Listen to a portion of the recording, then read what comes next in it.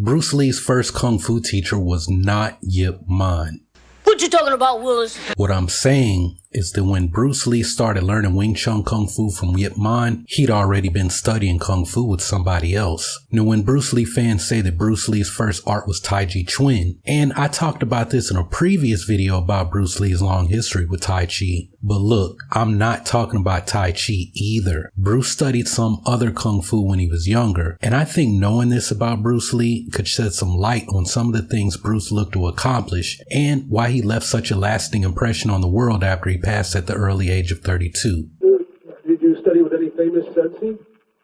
Well, I studied under YIP, MAN. If we only got our information from the biopics and films that show Bruce Lee coming to learn from Yip Man, it would be easy to believe that Bruce Lee was introduced to Yip Man by his parents at a very young age. Dragging the Bruce Lee story would lead everyone to believe that Bruce Lee was some kind of martial arts prodigy who started training with Yip Man in 1949 when Bruce was only about 8 years old, up until the time when he left Hong Kong 10 years later. Now, dragging the Bruce Lee story is based on the book Bruce Lee, The Man Only I Knew, which was written by Bruce's widow, Linda Lee Caldwell, and like with most biopics, they took some creative liberties in combining some events from Bruce Lee's life as told by his wife Linda in her book. According to Linda, shortly after Bruce was enrolled at LaSalle Intermediate School, he came home and asked his mother if he could study Kung Fu because he was being bullied at school and he wanted to learn how to defend himself properly. Linda says that Bruce's father, Li Hoi Chin, practiced TAICHI Chuan and that Bruce joined his father once or twice to practice TAICHI, but it wasn't suitable for what Bruce had in mind, which was fighting with the other kids his age.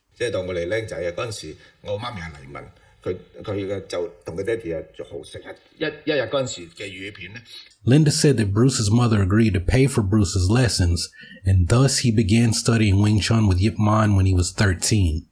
Prior to Linda's book, there had been a number of other articles written stating that Bruce Lee started learning Wing Chun at the age of 13, and he really didn't mention learning anything else or having any other teachers in those interviews he gave from the time his star began to rise when he was cast to play Kato in The Green Hornet. So if all anyone has ever known is the official word coming from the Bruce Lee estate that Bruce Lee did a little bit of TAICHI Chuan with his father before he took up Wing Chun at the age of 13, well, I mean, then what's the big deal? I mean, it sounds pretty cut and dry that Bruce really only learned Wing Chun before he left Hong Kong and that's it, right? Well, that's the thing. The story coming from the Bruce Lee Foundation isn't exactly true. Now, the first time that I learned anything about Bruce Lee studying TAICHI Chuan was about 7 years ago during a personal lesson with one of my old Kung Fu teachers.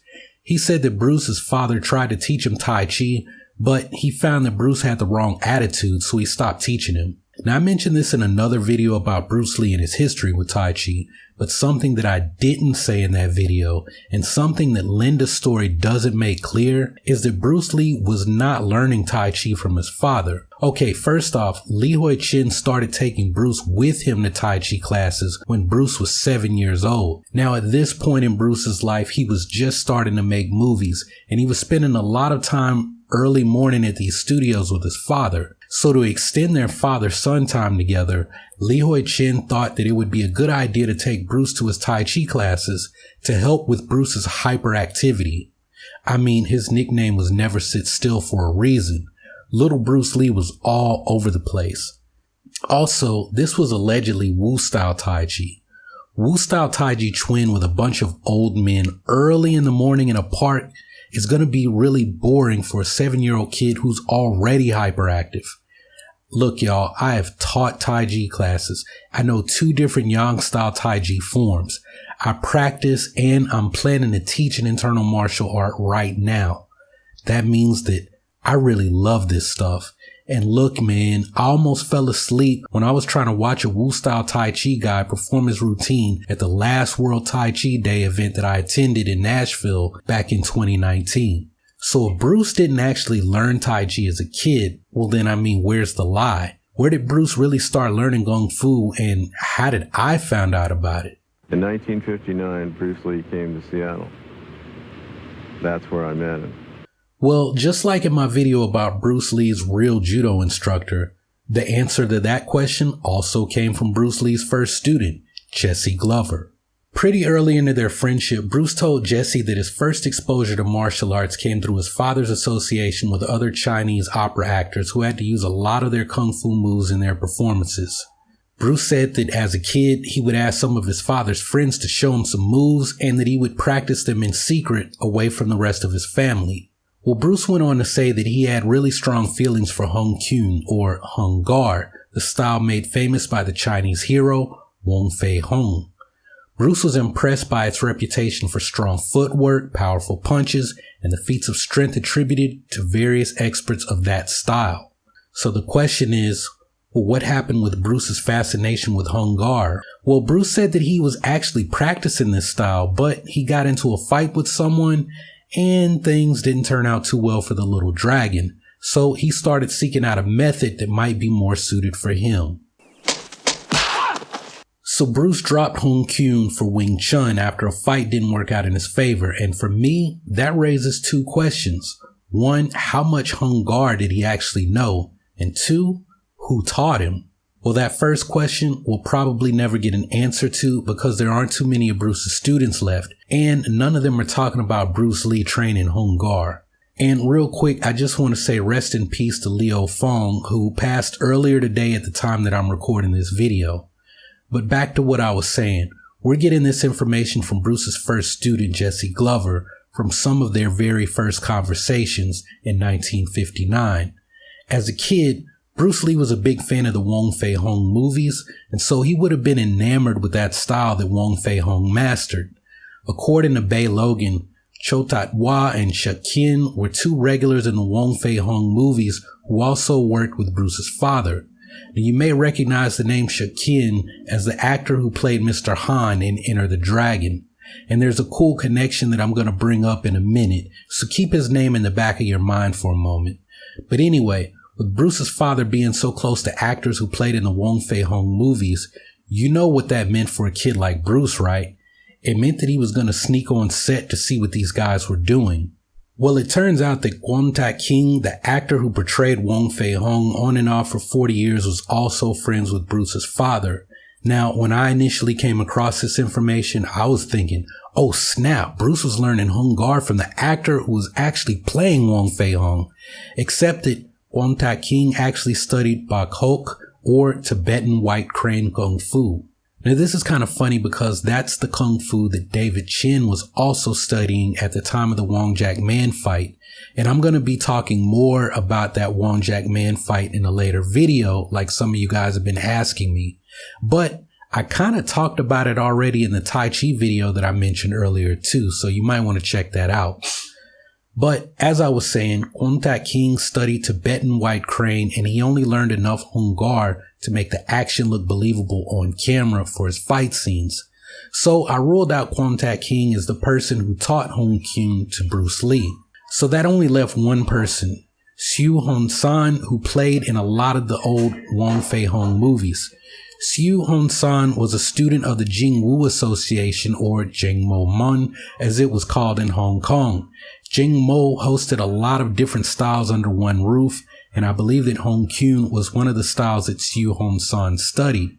Now, Bruce was very close to Siu Hon San, and he often referred to him as Uncle Siu, and Bruce did go to Uncle Siu to learn Kung Fu from him. The only thing is that the only time that we know that Bruce actually studied with Siu was just before he left Hong Kong to come to America. And as a matter of fact, it appears that a lot of the stuff that Bruce did in his screen test for Number One Son may have been forms that he actually learned from Uncle Siu, and not Fook Young as the Fook Young fans like to claim.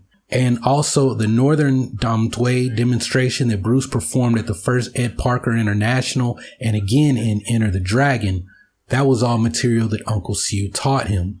But this still leaves the question as to who taught Bruce Lee Hung Gar or Hung Kyun. What do you know about Han? So at this point, all we know is that Bruce was running around the set spying on the actors making the Wong Fei Hung movies. And let's just get this out there. Bruce Lee was a Kung Fu genius. I called him a kinetic genius. And remember, Kung Fu just means hard work over a long period of time. There are a lot of Kung Fu geniuses. Donnie Yen is also a dancer just like Bruce, and Donnie Yen is a Kung Fu genius. Jet Li and Jackie Chan are Kung Fu geniuses. My Sijo is a Kung Fu genius, and 99% of y'all watching this video have no idea who he is, so not every Kung Fu genius becomes famous. So this term Kung Fu genius, it's not some once-in-a-century phenomenon like some of the hardcore Bruce Lee fanboys who have never trained a minute of any martial art might lead some of you to believe. Bruce Lee was a movement genius, and he could see something one time or maybe a few times, and he could remember it and perform it on spot. So I believe that Bruce Lee did learn Hung Kyun from the actors who were working on the Wong Fei-hung movies, but I don't think they personally taught him. I think he watched them practice and rehearse, and then he would go home, shut the door to his room, and start practicing what he saw them doing. So who taught Hung Kyun to Bruce Lee? It was Bruce, because he was a bit of an autodidact. And the thing is, since he had no formal instruction, he probably ran into someone who either knew what they were doing or they were just a little bit tougher than him, and things didn't exactly work out in his favor that time. And going back to one of my first videos, well, eventually he ran into this kid, William Chung, who seemed to never lose a fight. And then from there, he got introduced to Yip Man and Wing Chun. From there, the rest is history. Now, I mentioned earlier something about Bruce having studied Hung Kyun, initially shedding some light on what Bruce set out to accomplish. Well, in his final movie, Enter the Dragon, Bruce Lee became a worldwide action star. He'd become bigger than all of his celebrity students, even bigger than Steve McQueen. But Bruce was also making another student to his Chinese audience. In the movie, Bruce performs a set that he learned from Uncle Siu, who was a Jing Mo student, and Bruce's character Chen Jun from Fists of Fury was also a Jing Mo student. Uncle Siu also may have taught Bruce some Hung Kyun material later on, but we don't know when. The bad guy in Enter the Dragon, Mr. Han, was played by Shekin, the villain in a number of Wong Fei-hung movies. Bruce was doing all of this to make a statement that he's the new great Kung Fu hero. He's the new Wong Fei-hung. Unfortunately, Bruce passed at the early age of 32, and with none of the new foot fist action stars able to come close to following in Bruce Lee's footsteps before Jackie Chan finally emerged as the star of Kung Fu comedy, the studios actually had to bring back Kwon Tak-king to play Wong Fei-hung, because no one could fill the shoes of the new Wong Fei-hung, Bruce Lee. If you want to hear more interesting stories about Bruce Lee, I suggest you check out this video about how Bruce Lee was getting into trouble as a kid when he wasn't on the set spying on the Wong Fei-hung movie actors. Or you can check out this video on why Yip Man stopped teaching Bruce Lee in his regular classes. And while you wait on my next video, hey, keep training, remember to breathe, and I'll see you next time.